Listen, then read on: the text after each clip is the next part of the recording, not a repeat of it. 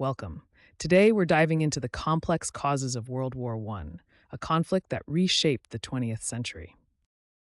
The war emerged from a complex web of political, economic, and social factors across Europe. Often called the Forgotten War in the United States, World War I has had lasting impacts that are sometimes overlooked in popular memory. The Great War dramatically reshaped the global landscape. Four major empires collapsed, national boundaries were redrawn, and new political systems emerged. Even over a century later, historians continue to debate the exact causes of the war. Initial blame placed on Germany has been challenged by more nuanced views that recognize the complexity of decision-making processes across multiple countries. The war's lessons on the importance of strong alliances, effective communication, and long-sighted diplomacy remain crucial for preventing conflicts today.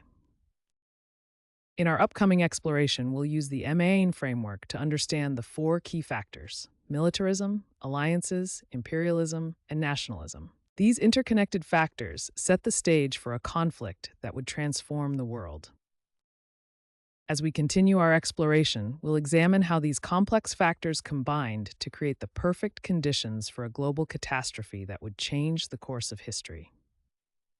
As the 19th century came to a close, Europe was entangled in a web of military alliances. These treaties obligated nations to defend each other if attacked, essentially creating a domino effect where one conflict could quickly engulf the entire continent. By 1914, Europe was divided into two major alliance systems, creating a dangerous balance of power. The Triple Alliance, formed in 1882, united the German Empire, Austria-Hungary, and initially Italy in a defensive pact. Germany sought this alliance to prevent a two-front war with France and Russia, while Austria-Hungary needed German support against Russian expansion in the Balkans. In response, the Triple Entente formed gradually, beginning with the Franco-Russian alliance in 1894, followed by the Entente Cordiale between Britain and France in 1904. By 1907, with the Anglo-Russian Convention, the Triple Entente was complete, uniting France, Great Britain, and Russia in an alliance that effectively encircled the Central Powers.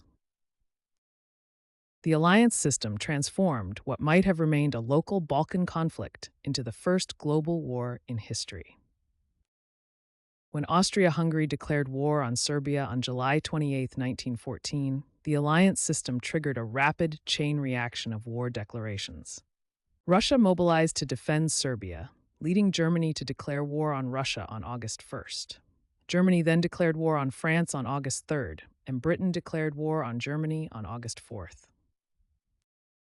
By August 1914, Europe was divided into two opposing camps, the Allied powers and the Central Powers, with only a handful of nations remaining neutral.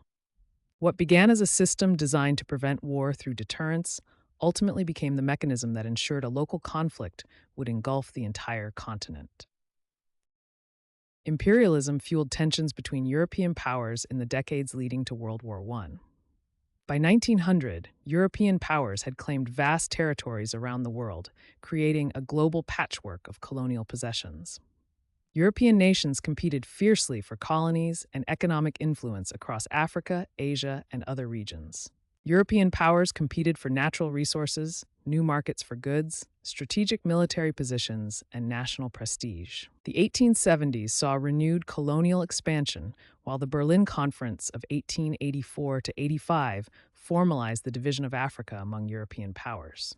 By the 1890s, imperial rivalry reached its height, later culminating in direct confrontations like the Morocco crises between Germany and France. The Berlin Conference of 1884-1885 was a turning point where European powers established formal rules for claiming African territories. This led to the rapid carving up of Africa, with over 90% of the continent coming under European control by 1914, compared to just 10% in 1870. Germany was a latecomer to the colonial race. Having only unified in 1871, Germany felt entitled to an empire like other European powers. Kaiser Wilhelm II declared that Germany must find its place in the sun, which created tensions with established colonial powers like Britain and France. This political cartoon from the period shows European powers carving up China, illustrating how imperial competition had become a global phenomenon. By 1914, the British Empire covered nearly a quarter of the Earth's land surface, while France, Germany, Belgium, Italy, and other powers controlled vast territories around the globe.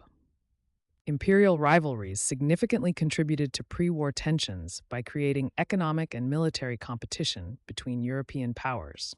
Nations built larger navies to protect their colonial interests, and numerous diplomatic incidents erupted over territorial claims around the world. The imperial competition between European powers created an atmosphere of rivalry and mistrust that would contribute to the outbreak of World War I. Nationalism was a powerful force that swept across Europe in the late 19th and early 20th centuries. It promoted the idea that people with shared language, culture, and history should govern themselves in their own state. Nationalism was particularly intense in the Balkans region, where diverse ethnic groups lived under imperial rule. As the Ottoman Empire declined, Balkan nations sought independence and self-rule, establishing their own nation-states throughout the late 19th century.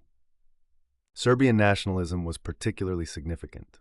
Serbia sought to unite all Slavic populations in the region into a single nation. This desire for cultural identity and autonomy often clashed with the imperial ambitions of Austria-Hungary and other powers, who sought to maintain control over these regions. Several key events in the Balkans heightened nationalist tensions in the years leading up to World War I. These nationalist movements created instability and tension that would contribute significantly to the outbreak of World War I. The assassination of Archduke Franz Ferdinand of Austria-Hungary was the spark that ignited World War I.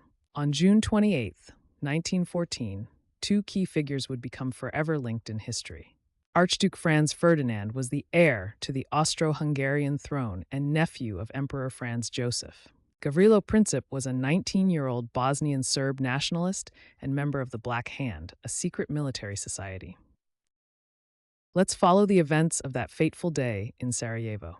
At around 10 in the morning, the Archduke and his wife Sophie arrived in Sarajevo, the capital of the recently annexed province of Bosnia-Herzegovina.